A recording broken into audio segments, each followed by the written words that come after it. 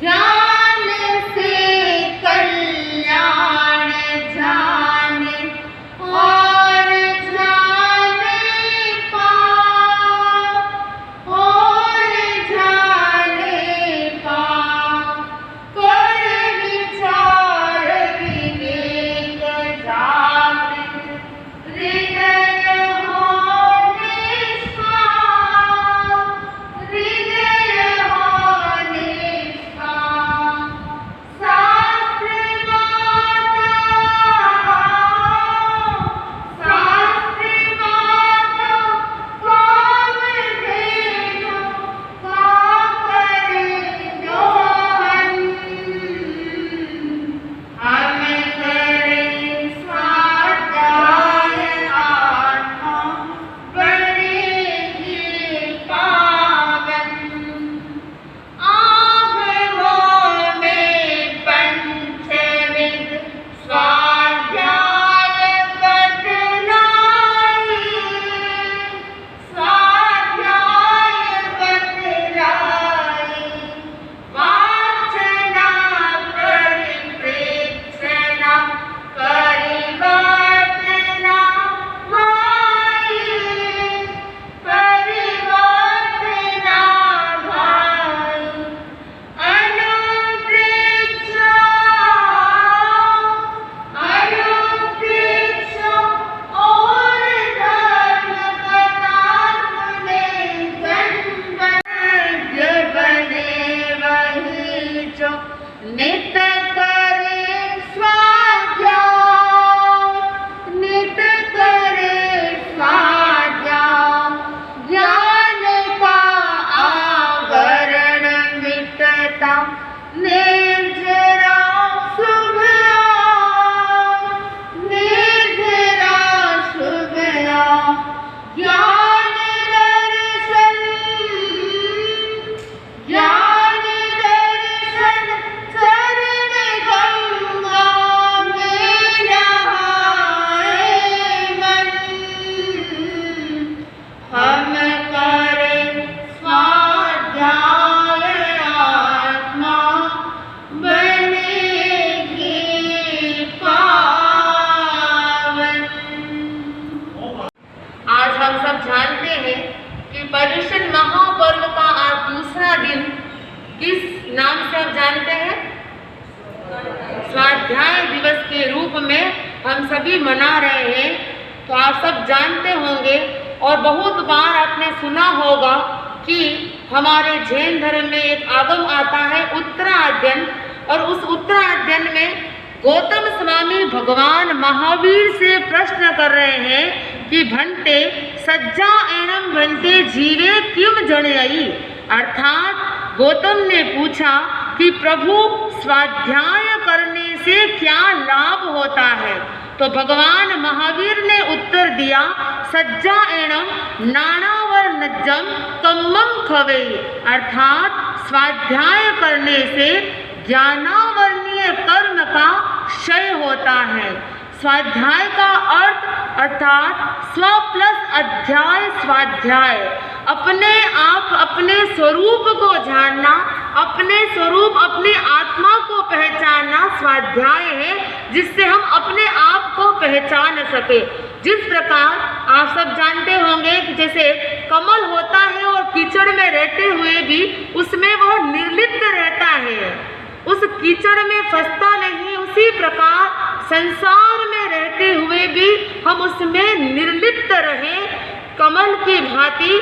हम यह चिंतन करें, यह सोचें कि ऐसा कौन सा कार्य है जो मैं कर सकता हूँ फिर भी मैं नहीं करता हूँ, और कौन सा कार्य शेष रह गया है जो मैं करना चाहता हूँ फिर भी प्रमादवश नहीं कर रहा हूँ। यह स्वाध्याय आप जानते होंगे निर्जरा के 12 प्रकार होते हैं, और उस 12 प्रकार में स्वाध्याय 10वां प्रकार है।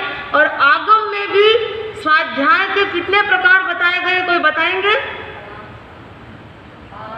5 प्रकार बताए गए हैं, और वह है वाचना, पृच्छना, परिवर्तना, अनुप्रेक्षा और धर्म कथा। आप सब जानते हैं कि जो व्यक्ति स्वाध्याय करता है उसके आसपास शुभ वलय बन जाता है, उसका आभा मंडल बहुत पवित्र बन जाता है। एक बार मुनि अवस्था में आचार्य श्री डालगढ़ी मुनि अवस्था में थे और बहुत भीड़ के कारण उनका स्वाध्याय नहीं हो पाया, तो उन्होंने आचार्य श्री माणक गणी से निवेदन किया कि मैं एकांत में जाकर प्रभु में स्वाध्याय करना चाहता हूँ। तो उन्होंने एक गुफा की गए और गुफा के पास एक शिला के ऊपर बैठकर स्वाध्याय करने लगे।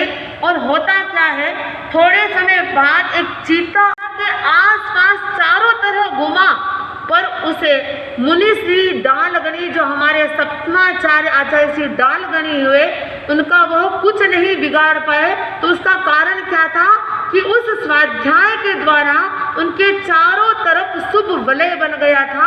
तो आभा मंडल इतना पवित्र बन जाता है कि बाहरी वातावरण से उनको कोई प्रभावित नहीं कर सकता है। तो मैं आपको बता रही थी कि वाचना स्वाध्याय का पहला प्रकार है, और वाचना का मतलब होता है कि दूसरों को ज्ञान देना, दूसरों को पढ़ाना, यह भी एक स्वाध्याय का प्रकार है। और दूसरा प्रकार है पृच्छना, अर्थात प्रश्न पूछना।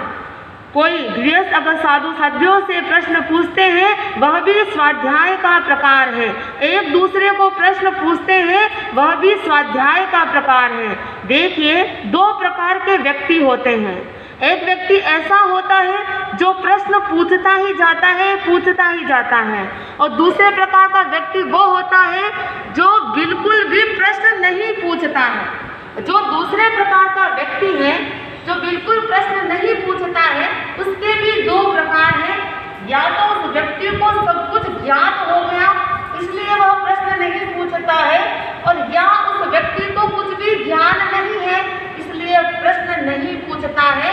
पर कहा जाता है कि जिज्ञासा करने से, प्रश्न पूछने से ज्ञान की वृद्धि होती है, ज्ञान बढ़ता है। इसीलिए तो कहा गया है कि पानी के बिना मोती का कोई मोल नहीं होता, और मधुरता के बिना वाणी का कोई तोल नहीं होता।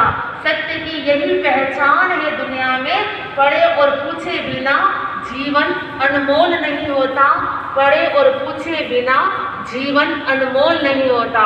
तो बताया गया कि स्वाध्याय का तीसरा प्रकार है परिवर्तना, अर्थात रिवीजन करना, दोहराना।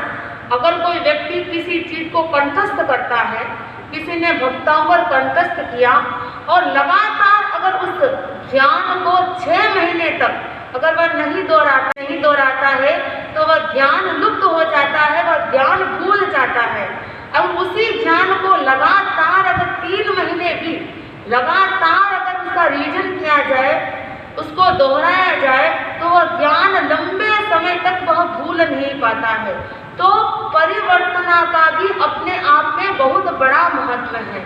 अब आप स्वयं जानते होंगे और अधिकतर आपने प्रवचन में सुना होगा कि हमारे चौथे आचार्य श्रीमद जयाचार्य जो कहते हैं, लिखते हैं कि मैंने उत्तरार्जुन सूत्र को पढ़ा।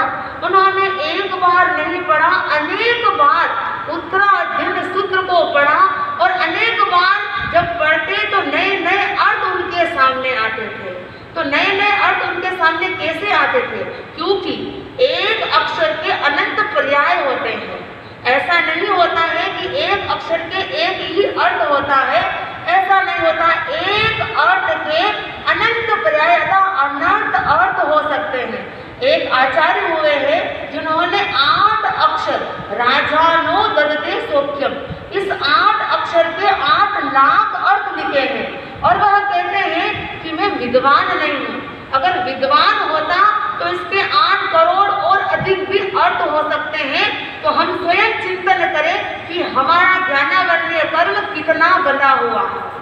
अभी आचार्य जी प्रवचन कर रहे थे और उसमें एक बताया कि भरत के स्नान घर का नाम, तो आप कौन बताएंगे भरत के स्नान घर का नाम क्या था?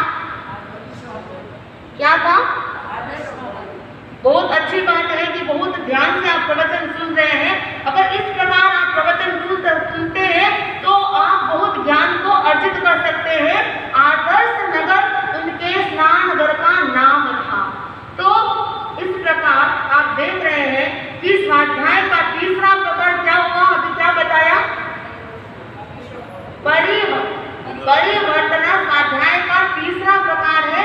और स्वाध्याय का चौथा प्रकार है अनुप्रेक्षा, अर्थात एक ही चीज को लेकर उसका मनन करना, उसके बारे में चिंतन करना कि यह क्या है, इसकी क्या, उसके अर्थ का गहन अध्ययन करना और उसके बाद उसकी अनुप्रेक्षा करना, उसका चिंतन करना, ताकि वह ज्ञान और गहरा हो जाए, वह हृदयतम हो जाए। हृदय का एक प्रकार बताया गया है।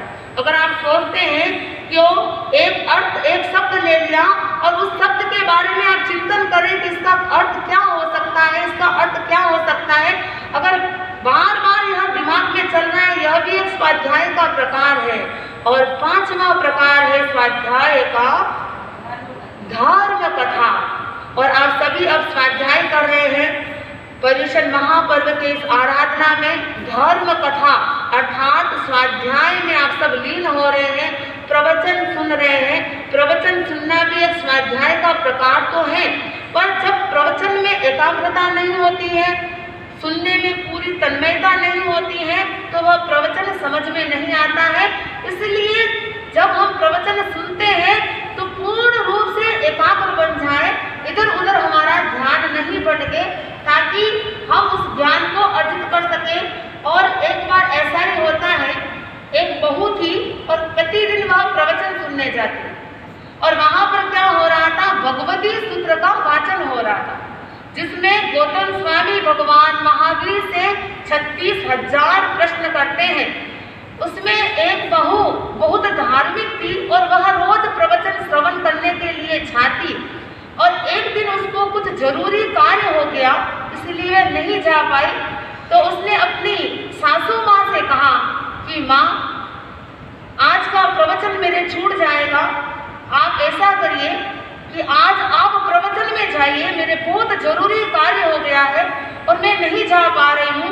वहाँ मुनिश्री क्या फरमाते हैं, आप वहाँ सुनकर मुझे वापस घर पर आकर मुझे जरूर बताए कि आज मुनिश्री ने प्रवचन में क्या फरमाया। अब देखिए, सासू माँ बहू के कहने से गई, और जैसे ही वहाँ गई और भगवान महावीर